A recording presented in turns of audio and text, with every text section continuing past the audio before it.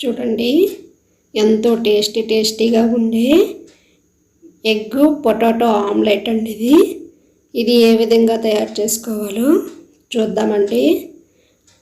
ఒక బంగాళదుంప ఒక హాఫ్ ముక్కను తీసుకొని గ్రేట్ చేసుకోవాలండి ముందుగా.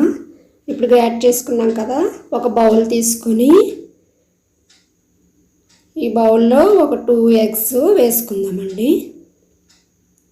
2 ఎగ్స్ వేసుకున్నాక దీన్ని బాగా స్మాష్ చేసుకోవాలి.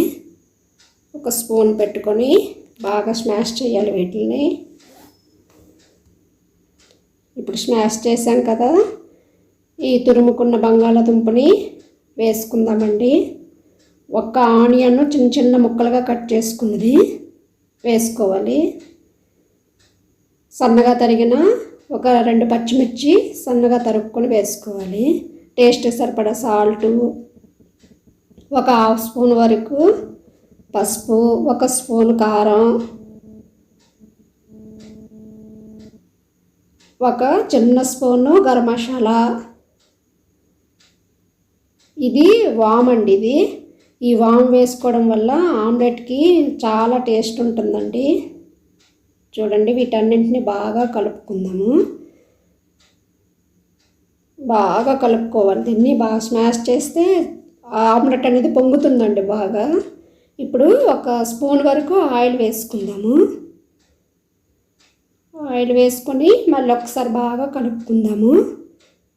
కలుపుకున్నాక పక్కన పెట్టి ఒక ప్యాన్ పెట్టుకొని స్టవ్ వెలిగించుకొని ఒక 2 స్పూన్స్ వరకు ఆయిల్ పడుతుంది.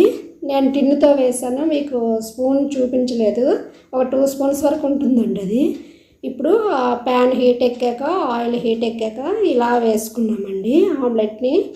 ఇప్పుడు ఇంకో సైడ్ టర్న్ చేసుకున్నాం కదా, చూడండి. ఇప్పుడు ఇది ఆమ్లెట్ రెడీ అయిపోయిందండి. ఎంతో టేస్టీగా కలర్ఫుల్గా ఉండే ఈ ఆమ్లెట్ స్నాక్స్లో కానీ ఈవినింగ్ టైం తీసుకోవచ్చు, మార్నింగ్ బ్రేక్ఫాస్ట్గా తీసుకోవచ్చు, రైస్లో సైడ్ డిష్గా కూడా మనము ఈ ఆమ్లెట్ని తినొచ్చండి. చూడండి, ఎంతో కలర్ఫుల్గా టేస్టీగా ఉండే ఆమ్లెట్ రెడీ అయిపోయిందండి. ఇప్పుడు సర్వింగ్ ప్లేట్లోకి తీసుకుందాము. ఈ విధంగా మీరు తప్పనిసరిగా ట్రై చేయండి. చాలా టేస్టీగా ఉంటుందండి.